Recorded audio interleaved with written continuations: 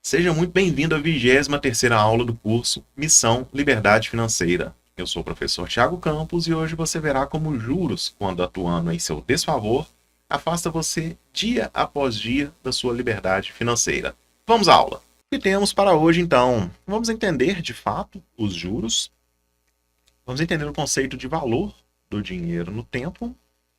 Vamos ver o que é o custo efetivo total, juros pré e pós-fixado. E vamos fechar com a regra de ouro, que você não pode esquecer nunca mais. Vamos lá. Juros são o valor do dinheiro no tempo, ou seja, funcionam como se fosse o aluguel do dinheiro. Os bancos e outras instituições financeiras fazem a intermediação entre quem tem dinheiro, o poupador ou o investidor, e quem precisa do dinheiro, o tomador ou o devedor. Aqui eu preciso fazer um parênteses na aula para falar que o objetivo deste curso é exatamente tirar desta última situação para a primeira situação, né? Ao final do curso eu espero que nenhum dos participantes mais seja um devedor ou um tomador de crédito, salvo em raríssimas exceções. O tomador vai devolver ao banco um valor superior ao que tomou emprestado, e o poupador vai receber um montante maior do que o investido. Quem pega dinheiro, paga juros. Quem investe dinheiro, recebe juros. Se você é um poupador, o dinheiro que você aplicou na instituição financeira será emprestado ao tomador, que pagará o valor mais juros ao banco. O banco, por sua vez, claro, fica com a parcela do valor pago, fica com uma determinada parcela do valor pago como remuneração e devolve você a quantia com juros no momento futuro, conforme combinado. Tá? Então, os juros nada mais é do que essa relação do dinheiro no tempo. Vamos ver aqui então graficamente o que é essa aplicação, né, do valor do dinheiro no tempo, tá? Note que neste eixo temos tempo, neste eixo temos valor. Para a pessoa que precisa tomar crédito, o dinheiro, quanto mais próximo de hoje, né, então tempo aqui mais reduzido, ele será mais caro. De modo que, com o passar do tempo, se a pessoa vai fazendo a sua reserva e vai investindo, ela deverá pagar um valor cada vez mais reduzido para alcançar aquela determinada quantia que ela tem interesse. O foco da aula é juros em relação à dívida, mas para seguir motivando você a deixar de ser um endividado para se tornar um investidor, vou trazer aqui agora o contrário, como que o dinheiro no tempo atua a favor de quem está com a mentalidade de investidor. É exatamente o contrário, né? Então, note que a pessoa que está trabalhando para fazer os seus investimentos, uma pequena quantia aportada em um investimento hoje representará uma grande quantia no futuro.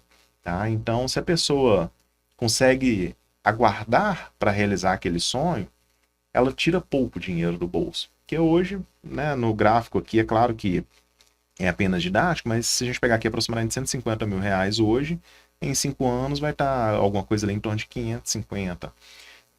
De fato, com o passar do tempo, o dinheiro vai se valorizando quando ele está investido. Do contrário, quem está endividado, o dinheiro vai só decrescendo, você vai só pagando juros. Essa é a ideia do dinheiro ter valor no tempo, tá? Ou seja, os juros, na verdade, né? Os juros nada mais é isso. Nada mais é do que isso. O valor do dinheiro no tempo. Se eu quero esse dinheiro hoje, eu pago mais caro. Se eu posso aguardar e realizar aquele objetivo com um pouco mais de tranquilidade, eu vou pagar mais barato. Agora, o que é o custo efetivo total, tá? Além dos juros, existem outros custos envolvidos em uma operação financeira. Para que o consumidor possa comparar melhor as condições dos financiamentos oferecidos pelas instituições financeiras, os bancos e outras instituições devem informar ao cliente o custo efetivo total e fornecer a respectiva planilha de cálculo previamente à contratação da operação. O custo efetivo total deve ser expresso na forma de taxa percentual anual e incorpora todos os encargos e despesas incidentes nas operações de crédito, a taxa de juro, as tarifas, os tributos, seguros e outras despesas que eventualmente serão cobradas. Essa taxa facilita a comparação das opções de empréstimos e financiamento para o consumidor. A planilha do SET, ela deve explicitar, além do valor em reais de cada componente do fluxo da operação, os respectivos percentuais em relação ao valor total devido. Caso a operação seja contratada, o demonstrativo do SET deve ser incorporado de forma destacada ao respectivo contrato.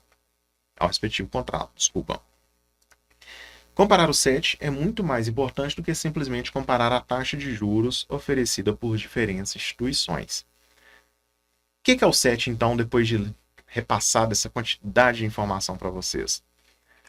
Em algumas operações de financiamento ou de empréstimo, ou seja lá qual for o modo que você está tomando esse crédito, a pessoa que está te oferecendo aquele crédito, ela não tem muito interesse que você entenda muito bem isso. Afinal de contas, se você entender bem, talvez você vai ver que está pagando muito mais caro do que deveria.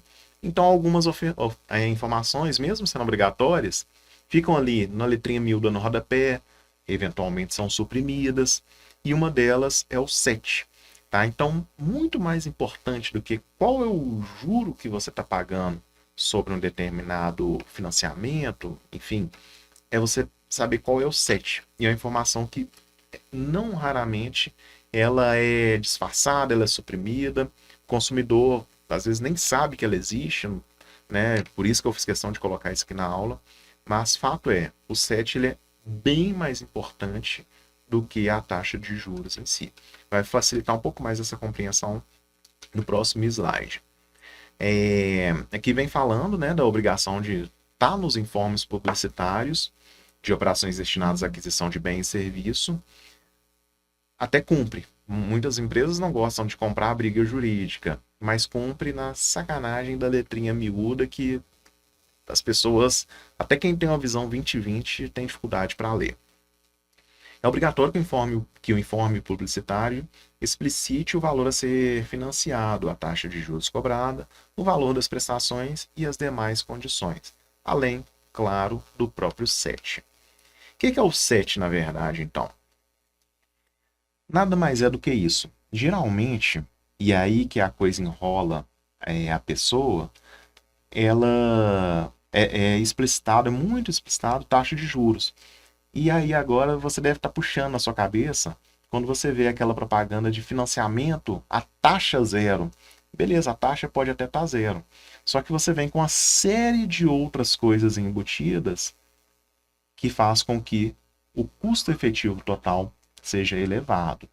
Não tem almoço grátis, não existe taxa zero, não existe dividir sem juros.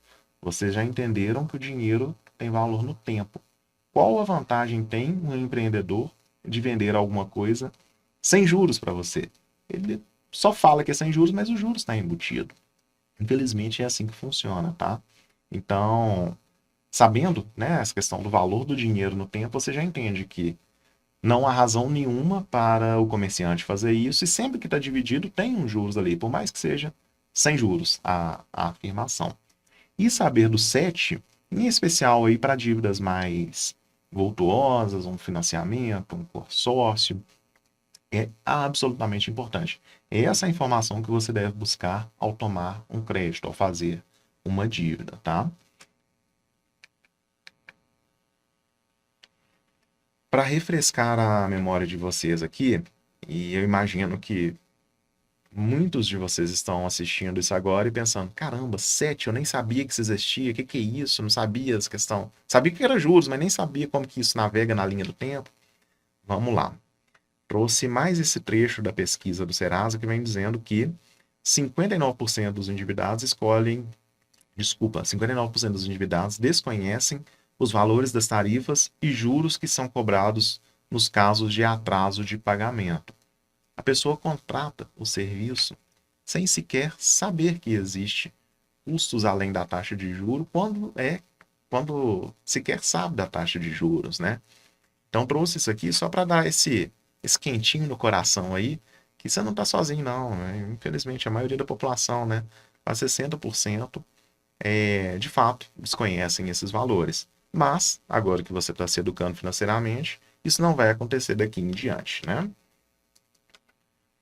Outro ponto de suma importância. Nós temos juros pré-fixados e pós-fixados, tá? Isso aqui é absolutamente importante, talvez um dos pontos mais importantes da aula, tá? No mercado financeiro, quando falamos em taxa de juros, estes termos possuem grande importância, tanto para os nossos rendimentos, quanto para o valor pago em dívidas. Quando você vai fazer um investimento, é essencial entender sobre o funcionamento dos juros para saber quando poderá receber. Da mesma forma, ao contratar um empréstimo, saber quando de juros será cobrado é fundamental. Não tem a menor razoabilidade você fazer uma dívida sem saber quanto essa dívida custará. E se a sua modalidade de juros for pós-fixada, pode ser que isso aconteça. Como assim, professor? O que é o juros pós-fixado? A taxa de juros pós-fixada refere-se ao índice de inflação e passam por alterações mensais, com a correção monetária do valor. Logo, trata-se de juros variáveis, que podem sofrer mudanças de acordo com índices econômicos do país. Como que os juros pós-fixado costumam vir? Geralmente atrelado ali ao IPCA e a Selic.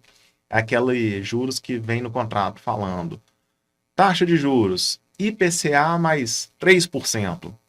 Ou seja, o IPCA a gente não tem como prever. Pode ser que o governo se comporte mal, conforme vem fazendo nas últimas 20 décadas do nosso país, a inflação perca o controle e o seu juro se torne muito alto.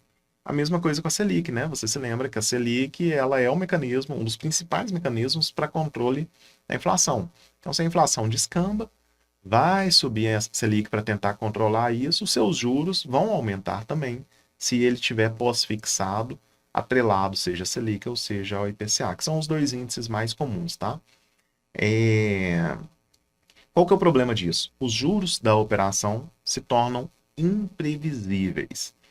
E eu imagino que você já concluiu até esse momento que fazer uma dívida com juros pós-fixado é loucura, certo? Exatamente, está concluindo certo. Mas vamos falar disso daqui a pouquinho com mais exatidão. E os juros pré-fixados, o que é isso? É aquela que possui um valor fixo, ou seja, não sofrerá alterações com o passar do tempo, mesmo que ocorram alterações no índice de inflação. Geralmente, esse tipo de taxa é mais vantajoso para empréstimos e outros tipos de crédito, pois dão uma previsão certa do valor a pagar na dívida. Ao mesmo tempo, também pode ser uma boa opção para quem quer investir e saber o valor exato que irá lucrar com o seu rendimento. Se aplica muito bem a quem tem um perfil bastante conservador neste caso. Fato é, para resumir, o pós-fixado são variáveis. Ele está lembra do plano pós-pago de celular. Você não sabe quanto vai vir da sua conta. Vai depender do seu consumo mensal. Juros pós-fixado vai depender da inflação naquele período. Ela é amarrada ao indicador que está diretamente ligado à inflação. Seja a Selic, seja o IPCA. Tá? Então, o que eu preciso que vocês entendam como regra de ouro neste caso? Quando você for tomar crédito, somente a juros pré-fixado. Em hipótese alguma, se faz dívida, contrai um empréstimo, sem saber exatamente quanto você vai pagar. Sempre será pré-fixado. Cláusula inegociável. E para investimentos, você deverá... Aí já pode conversar, há exceções, mas é uma regra, vai se aplicar 99,99%. Você vai escolher juros pós-fixados. Por que isso? Eu vou trazer um caso concreto para vocês agora. 2020